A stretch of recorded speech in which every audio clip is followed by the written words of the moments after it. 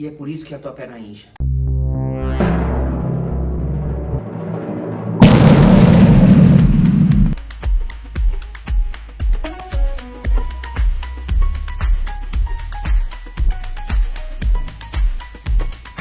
Fala pessoal, bem-vindos a mais um episódio do nosso podcast Vascular Vibes. Estou eu aqui, Mirna, o Afonso do Tudo meu bem? lado. E nosso tema de hoje é muito interessante porque isso acontece com todo mundo, não tem uma pessoa que não passa por isso, mas ninguém sabe o porquê e se isso é normal, né? Qual que é a nossa dúvida de hoje? Por que as pernas incham no calor? O que acontece assim?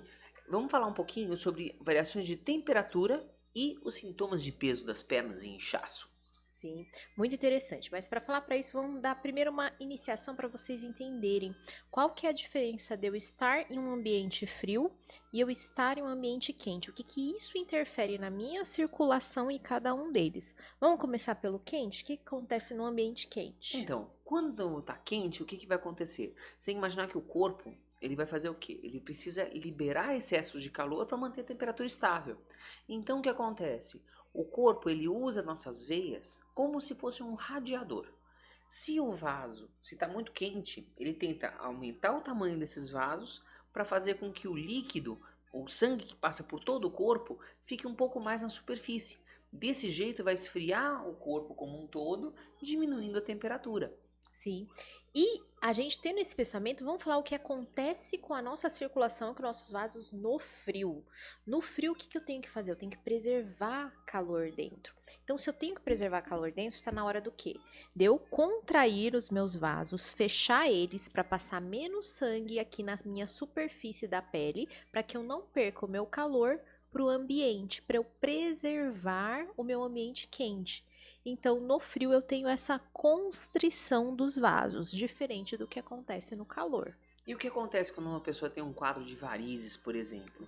Se tem uma doença que o sangue não consegue subir das pernas para o coração pelas veias superficiais, porque a válvula que está lá não está funcionando, o que acontece? Quando eu coloco numa situação quando esse vaso dilata ainda mais, por exemplo, numa situação de calor, o que acontece? Aquela veinha que ainda está funcionando começa a funcionar de uma forma pior. E isso faz com que volte mais líquido ainda para a perna. Esse líquido sai de dentro do vaso, vai para fora do vaso e leva a um quadro de inchaço, de queimação, de peso. E daí muita gente acaba percebendo isso, principalmente em tempo quente.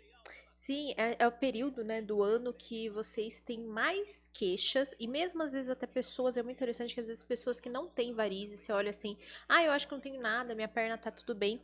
Neste período nota que tem um inchaço um pouco maior, às vezes nota a diferença dos anéis, né, na mão, na hora de colocar, se ele tá medido ali num tamanho muito certinho, né, nesse período do ano fica um pouco mais difícil de tirar ou de colocar anel em períodos mais quentes e mais intensos, porque sim, você incha, mesmo que seja pouco e você note só nos detalhes, né, no anel, numa coisinha aqui, uma coisinha lá, mas todo mundo incha, é um processo natural de resfriar o corpo. Só que se você já tem uma doença vascular nas pernas, isso intensifica, e aí você vai ter cansaço, queimação, dores, câimbras muito frequentes nesse período do ano, né? Intensificar.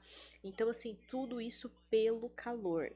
E aqui vem uma informação muito importante. O que que eu faço se eu tenho varizes e tô nesse período quente? O que que você recomenda para os nossos ouvintes? Uma das coisas que tem que ver também é o seguinte, não é necessariamente só para pessoa que tem varizes isso, Sim. né?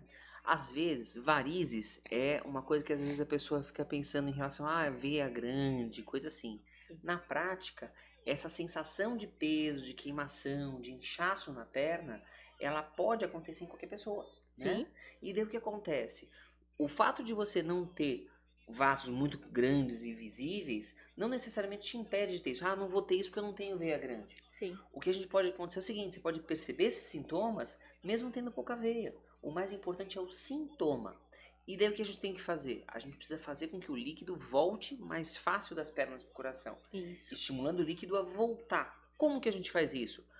Usando os músculos da perna.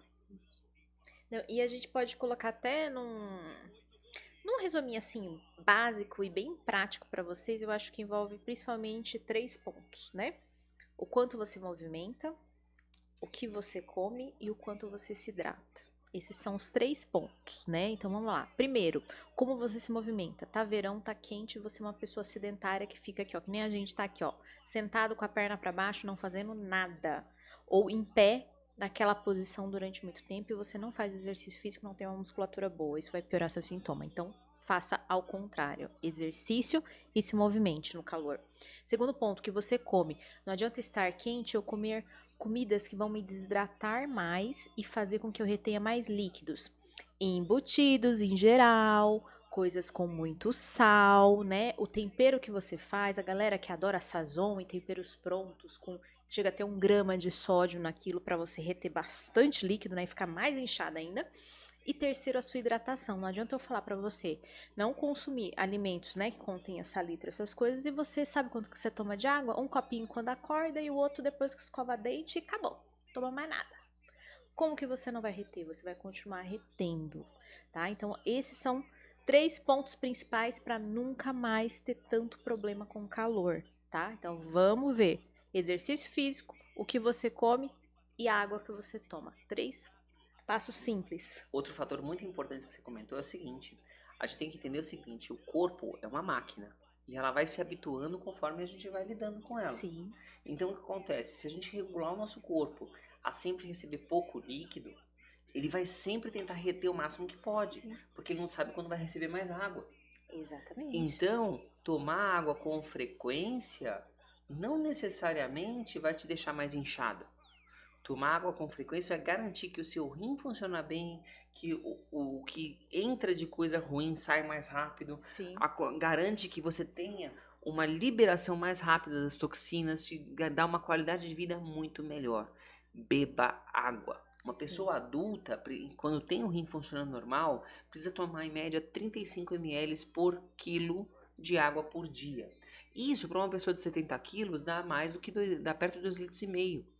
E aí, você toma 2,5 litros? Sim, coloca aqui nos comentários. Se tá tomando, faz a conta aí e diz se você tá tomando aqui o básico, viu? Isso é o mínimo.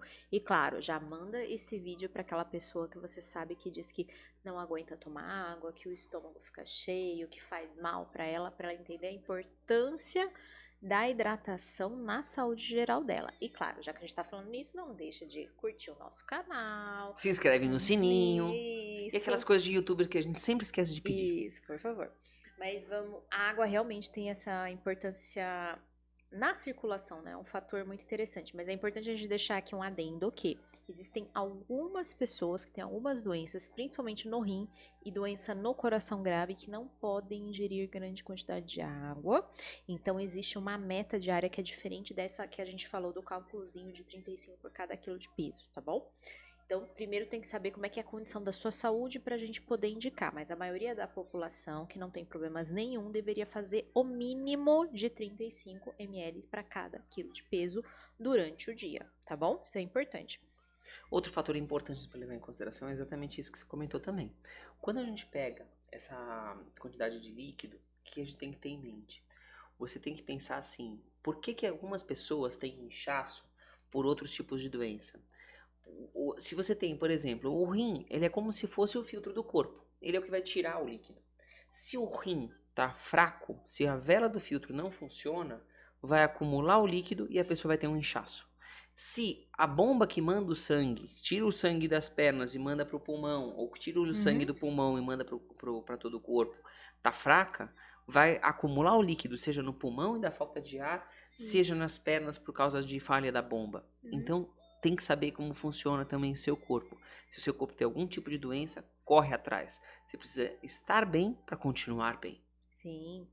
E é interessante, a gente estava falando bastante do calor, né? Mas a gente falou essa história do frio, né? E sabe o que é interessante do frio? Porque pouca gente pensa nessa parte de regulação térmica, né? E isso é muito comum em mulheres e principalmente a queixa vai ficando mais intensa quanto mais a gente vai envelhecendo, porque a gente vai perdendo musculatura.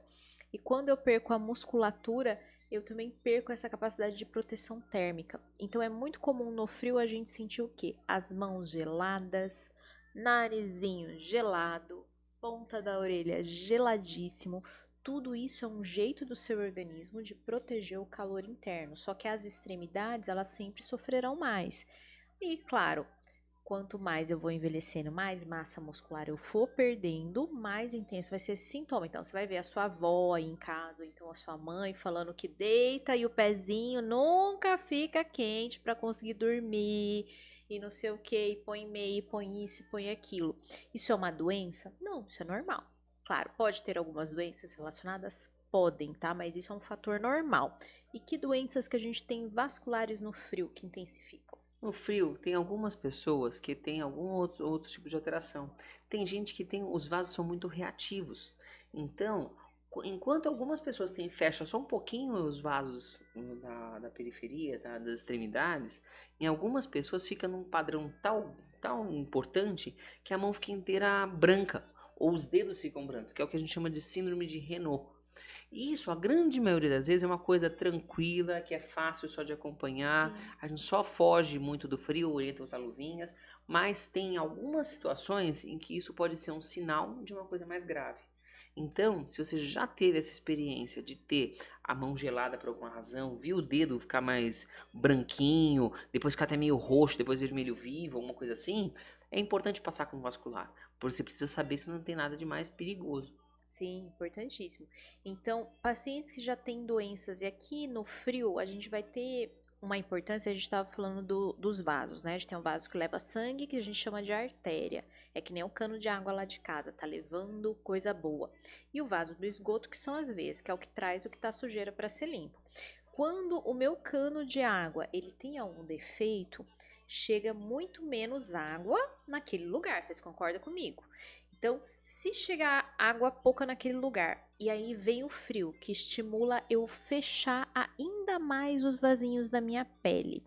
Uma pessoa que tem uma doença dessa, que é arterial, que a gente fala que é grave, ela pode ter vários problemas no frio, com piora da doença, com risco inclusive de perder aquele membro. É a parte do ano que a gente tem mais o quê? Problemas arteriais na perna, que é o infarto da perna, e também a gente tem a mesma coisa no coraçãozinho. É o período do ano que a gente tem mais infartos cardíacos, né, relacionados ao frio, infelizmente. É. Então, assim, é importante a gente entender que, dependendo da doença que você tem, o período do ano é interessante você saber como você tem que agir. Porque esse paciente que tem problema na artéria, no sanguinho de água, não na veia que a gente estava falando do calor, no sangue que leva água, não no esgoto, e tá frio, é uma pessoa que tem que aquecer muito bem o pé. Não estamos falando para usar água morna no pé, tô falando para proteger. Meinha grossa, colocar coberta, deixar tudo ali muito bem cuidadinho. Então tem cuidados sim que a gente deve fazer no inverno e cuidados que a gente deve fazer do verão, de acordo com a doença que eu tenho. Mas por que que eu não posso usar bolsinha quente no meu pé? Bom, o que acontece é o seguinte, por que não usar uma bolsa quente no pé ou alguma coisa que aqueça o Sim, membro?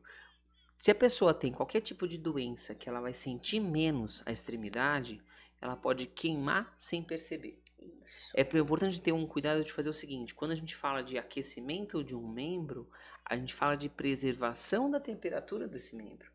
Quando a gente usa um cobertor, por exemplo, a gente não usa o cobertor para se esquentar. A gente usa o cobertor para não deixar o nosso calor sair da gente. Essa que é a ideia. Por isso que a ideia de manter a temperatura de uma perna, por exemplo, a gente usa uma meinha grossa ou uma coisa de lã, uma coisa mais espessa para não deixar o nosso calor sair do corpo. Então é super importante isso como um jeito de preservar. Sim. É interessante, né, como o ambiente externo pode interferir no metabolismo do nosso corpo, E né? outras coisas também que a gente tem que levar em conta é o seguinte: algumas coisas a gente precisa fazer independente do tempo, pensando tanto em doença arterial quanto em doença venosa, para você se sentir melhor. Como, por exemplo, a atividade física. Sim. Aonde que o exercício físico, por exemplo, o exercício para a perna, exercício de batata da perna, exercício de coxa, pode ajudar tanto em doença arterial, em doença das artérias, que o sangue não vai para a extremidade, quanto em doença venosa. Se eu for fortalecer os músculos da minha perna, eu vou fazer com que esse músculo tenha maior necessidade de circulação. Essa maior necessidade de circulação, aquela hora que dá aquela cãibra pela falta de sangue, é a hora que você sinaliza para o teu corpo para aumentar a quantidade de outros vasos para levar o sangue para a perna. Por isso que um dos tratamentos de doença arterial é anda 4 a 5 vezes por semana, 30 a 50, 40 a 50 minutos por dia. Até ter a dor, para de andar, só o tempo para de doer, depois insiste em andar. Para quê? Para estimular mais vasos a levar o sangue. E na doença venosa, o que esse mesmo exercício pode fazer? Esse mesmo exercício, ele vai fortalecer esses músculos que vão apertar as veias profundas, são as veias mais importantes do nosso corpo, que vão apertar essas veias e bombar o sangue das pernas para o coração. Então, quanto mais exercício você fizer para sua perna, menos sensação de peso, de queimação você vai ter. Botar para andar e fazer exercício nunca vai fazer mal. Sim. E é uma coisa muito interessante essa variação de temperatura, porque tem esse efeito na perna, mas também ele tem um efeito sistêmico geral, que é muito legal de você pensar, porque é a mesma coisa. Geralmente no calor a gente fica o quê? Mais molenga, mais cansado, com o pensamento mais lentificado. Quando você come alguma coisa, fica mais difícil de digerir. Por que isso acontece? Vamos pensar aqui. Se a gente está falando que tem que dilatar o vaso da perna para passar mais sangue ali, para eu perder calor para o ambiente, eu tô tirando sangue desses lugares. Então, fica com menos sangue no meu intestino. Então, sim, a minha digestão, ela demora mais no calor. Por isso que eu fico com aquela sensação meio de empachada depois, de que não tá digerindo bem. E se você comer um alimento muito pesado, né? Bater uma feijoada com 35 graus lá fora, vai demorar para digerir, querido. Você vai se sentir empastado durante muito tempo até você conseguir fazer aquela digestão. Isso também acontece no cérebro. Você tem sangue passando ali, mas é numa velocidade menor, bem menos. E por isso você fica com aquela sonolência, né? E fica mais ainda. E aí, quando que a sonolência aumenta? Você já tá com sangue na perna, nos braços para perder, você vai lá bate uma feijoada. O resto do sangue que devia estar indo para a cabeça tá indo tudo pro intestino para tentar digerir. Aí você fica o quê? Querendo dormir depois do almoço, né? Depois do jantar, alguma coisa assim. Então, olha que interessante a gente entender isso para poder se autoavaliar. Será que vale a pena eu comer pesado agora ou eu deveria pegar coisas mais leves no verão? Com certeza coisas mais leves no verão. Principalmente se você vai almoçar e trabalhar. Você não precisa de concentração? Então, vamos escolher um alimento mais tranquilo de digestão para você poder tocar o resto da sua tarde sem ficar pescando ali o tempo inteiro, o resto da tarde, porque seu sangue não consegue estar em todos os lugares. Se você dilatou, ele vai para aquele lugar em preferência, né? Você tem que imaginar o seguinte: se você conhece o seu corpo, você consegue mudar alguns hábitos para fazer com que ele renda o melhor possível. É igualzinho tornar um carro. Exatamente. Só que você tem que só ler o manual de instrução e a gente tá aqui com o nosso manual de instrução para você poder dirigir aí o seu carrinho do melhor jeito possível, tirar o melhor rendimento. E vocês, tem alguma dúvida que a gente não comentou aqui sobre calor, de inchaço nas pernas, sintomas de varizes, sintomas de peso nas pernas? Coloca aqui embaixo, joga pra gente, porque às vezes a sua dúvida pode ser a dúvida de outra pessoa. Sim, pode ajudar muito outra pessoa, tá? Mas a gente foi uma ótima discussão, a gente fica por aqui e a gente se vê semana que vem com mais um episódio, tá bom? Até mais, Até mais. pessoal!